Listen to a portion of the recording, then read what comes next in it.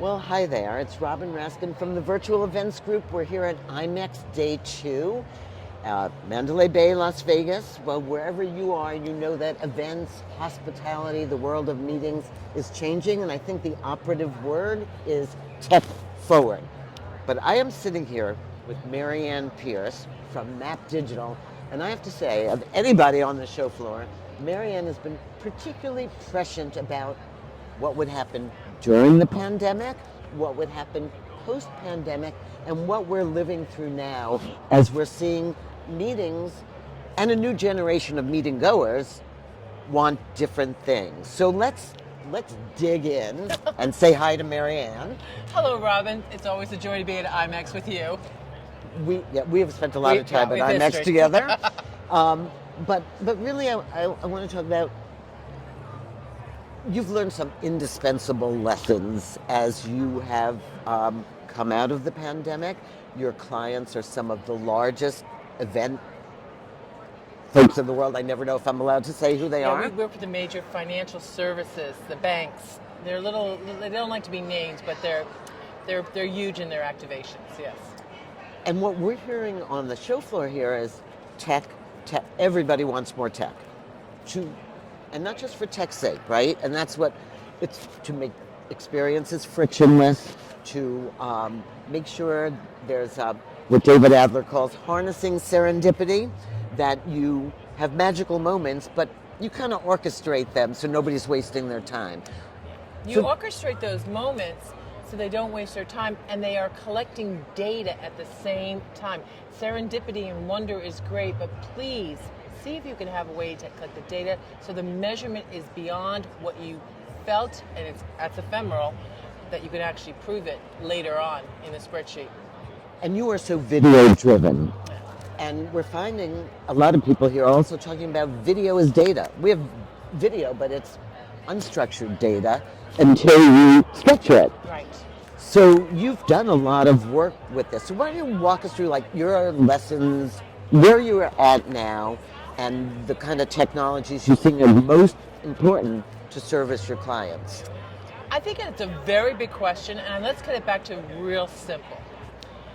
Once upon a time, before March 2020, we were a platform that we were in the cloud because of a very specific reason. We work with the financial services, and we had to webcast every session of the publicly traded companies. We were freaks, we were anomalies, we were like, X-Men, then everyone thought, what's she doing this for? Then the pandemic came, it's like, oh, we knew this was happening. It was just not, we were prepared because we were in the cloud for a long time. We thought we knew everything there was to know because we were exploring it almost like wild virgin territory, so to speak. And then what happened is that for 2.5 years, our clients, and also this is the sales and the marketing side, as well as the event planners themselves, as well as their clients, attendees, we all had to work on platforms. We all had to work in a more structured way. It wasn't like, oh, let Map Digital, build the platform and do all of this. We all started working on these processes. Our platform is Meta Meetings. There's other platforms here that people started working on it. And we had a really transformation. It wasn't a radical, St. Paul falling off his horse, but slowly but surely we got used to those systems. And slowly but surely, and I think also when you see the younger generation of the planners coming in who are the digital natives, they want to do it themselves. They're so far advanced. They understood what our platform could do. I was telling their supervisors for 2 or 3 years before, and they just picked it up. So we had that shift in critical thinking. And then the thing that happened was when we went back on site, and I've been in this design thinking workshop for the future of the medical meetings. It's a cross industry from the big pharma to the medical associations to the other, agencies like myself and Freeman. I love putting myself in the same thing as Freeman. It's great. What happened is that the data that we collected in virtual, now the sponsors, the pharmaceuticals, wanted the same data, and it's a different organism. So that's the critical juncture. everyone was working in the same hymnal, the same Yep. prayer book for a while. And we came back on site, people were a little more sophisticated in actually working on digital Yeah. platforms. And then their bosses, They're bosses. That's the operative word. the sales department of a major bank would never look at my data that I collected before. Who watched what webcast? Who was in the session? Because we were hybrid before it was called hybrid. Who downloaded the white paper? Who asked the question? Who downloaded the slides? All of that. And if we had RFID, they would never really look at that data because they knew. I went to lunch with this guy. I went to the golf course. When the only diet they had was our data, they became addicted. I mean, addicted. Yeah. To the point that we're doing RFID in almost everything because they want more of it. So that's where you upstairs got addicted to the data, but they don't Yeah. realize it's so much more expensive to replicate what virtual gave you in a real environment. Yeah, but you are working on that now, and so RFID is one way. You know where everybody, Yeah. who's meeting who, when, and what transpired to some degree in networking. Yeah. Ne- Well, I know basically, I know that you go on the platform, I know that you've been on this page, you download this slide, you asked this question, you looked at this pic and bio, you went to that live session by the RFID, or you were at home looking at it, live, Yeah. virtually. So what happens is that we can map that attendee's journey, a content journey, so critically. And then you layer in other data from the marketing data and all the other great Yeah. data that these banks have. They spend billions of dollars in research. So the way they can match their Yeah. one-on-one schedules, the meetings industry doesn't really have that because they haven't spent billions on research. But however, we have a new development that we are working with ex-Google and ex-New York Stock Exchange people who have resources in AI to go out into the internet. So we're going to talk about that AI word in a minute. Okay. But first, you were one of the first people who ever talked to me about the long tail of events. Like an event happens, and then the event starts. And you've got all this content, and talk to us a little bit about what you see as the long tail. What happens after the event? How do you bring the speakers back to life? How does somebody who doesn't want to sit through a 45-minute presentation get the top? So you have integrated a whole tech stack. Yeah, absolutely. Well, I come from direct marketing, so that was basically, buy your, Time Magazine commercials and so we understand the power of content for activating somebody to do something, direct marketing. So we believe that this great content you have in here, and Julia's just mentioned it in the event, the AI event right here. Content is what we do here, and by capturing it, which we did in virtual for free, but we were doing this before because we were webcasting anyway. We realized that there were jewels in that, the snippets we call it, or the snackable bites, whatever you want to call it. That since it was on our platform, our MetaMeetings platform, the video was there, so we just put it into AI, machine learning, and we went through a lot of... So we're going to explore that AI word in a minute, but first let's talk about this. You were one of the first people that shed the light for me that an event is not over when it's over, that an event lives on, and snippets of content, snackable content. You were so early on to this, and tell us, it's worked, right? It has, and it's called really basically expanding the thought leadership, expanding why do we come here to learn, and it's it's maybe some who can come here, but there are things that they would like to also know. So since our platform gathered the video, the webcasting anyway for the last 20 years, we got used to having all this content, and it's in a very, very manageable place. Then we started searching for other AI and machine learning platforms. I was early at Watson. It was hilariously funny and bad, but now it's quite good. But we wanted to say, if we could just have that live event happen, the webcast goes out, the on-demand gets sent to our website to be posted, and then into AI, and to be able to find a snackable bite, 1 or 2 minutes that we post on LinkedIn. We post on LinkedIn, and very important to tag the speakers. The speakers have networks. You're creating community around this tentpole of LinkedIn, and your speakers are doing the evangelists for you, bringing in like-minded people as followers who will then you direct them back to the website, and then they become followers, members, attendees. It creates this content creates community, and the next events really are about community. It's about sharing. And we all know we have an overabundance of content and an underabundance of community, and that's what Snackable. It's the pertinent, it's thought leadership, it's stuff that's going to get my attention. We had an event at the UN, there was 25 attendees because of the way it was so security, lockdown, 45 speakers. We just captured the video off their webcast feed, cheap and cheerful, no one's watching the webcast anyway. We put it on our website, cut it out to a lovely little platform, and then sent out those snackable bites. One of the first persons we sent it out to had 50,000 followers on LinkedIn.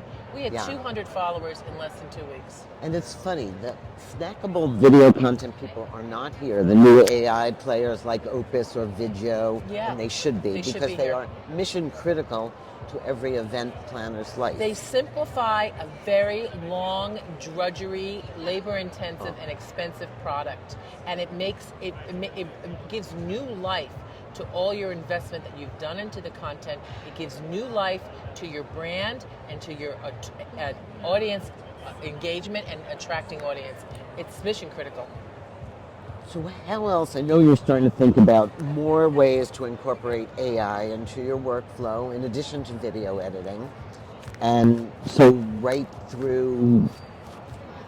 Yeah, we've always been about analysis because we've had this platform that had all touch points of the attendee on the platform. And plus we work for the financial services and also the pharmaceuticals who are more data driven because it's more transactional. How many doctors are there, how many scripts, or how many stocks did we sell? You know, that's really important. So we started saying, how can we be even more important to our clients? And we basically report to sales and marketing. I know. And we also report to the events people. The events people have to make it happen, but to be able to get that data and that knowledge to their stakeholders is important to have that ecosystem of a collaboration. So you're also making the events planners look great to their bosses. We are, and also we're getting their bosses off their back so they can do the stuff that they do well, like creating the environments. So we're actually working with ex-Google and New York Stock Exchange people. It's not just, culling the LinkedIn. The clients that we're now expanding our business into is the B2B conferences where people come to do business. They want to be matched purposefully, not because we both went to Temple University, but matched by, I am a startup in fintech and I am an investor. Let's see how I can match up a one-on-one. And the organizer gets that becomes a new source of revenue. Instead of selling booth space, they're selling relationship building. And we can do that because we have so much data on our platform of people's content ingesting, their journey through the event, and then based on other criteria, marketing, it's really the next frontier for monetizing events. Yeah, we've always said that. I mean, the people who come to shows are going to stay at shows. Physical live shows are never going to go away, but the monetization will be made in relationships and community, and tech is really helping, whether it's a physical event or a digital event or some crazy combination of events, and the scale. And I think upper management took a while to come. I took a pandemic. The pandemic made a big difference. It really it changed their stripes to the point that they really were coming up to me and saying, what can you do next for us? And I'm like, you know who I am? Yeah, because they were having my data for 2 years and that's all they had. So there's a little bit of it was a very, didn't want a pandemic for that, but it deepened our partnership. But most importantly is to go to the deeper, the Google, the AWS, we have to go to them. There are so many things that are already happening that we should call. So now we're going to dish a little bit. So we're sitting here at a new IMEX in a second year of the post-pandemic. We all know we lived on virtual events and relied on them for our happiness, our business, our family, every relationship we had for over 2 years, almost 3 years. What's happening on the show floor with event tech now? What do you see as the next generation of event I've technology? seen that the virtual platforms are having a real difficulty. They're not making the margins that they had promised the VCs. That's Yeah. normal. We know about Hopin. This is not new business. That was really, really Yeah. a very risky business, and of course the note got called in. I think that we have to, there's going to be much more collaboration, some more merger and acquisitions, and partnerships. I'm here to talk to other Yeah. technology partners. I don't want to build, I want to partner so my clients get to market faster. But I want to talk about something else that's really critically important, and Julian just mentioned it. The venues have to step it up. They have to step it up for the first of all, internet connection, and they have to start thinking about how can they help the planners and help the organizations of not always building and striking, building and striking. So we work with the corporates, and corporates have conference centers. And this happened in London, actually, and they got used to working with our platform.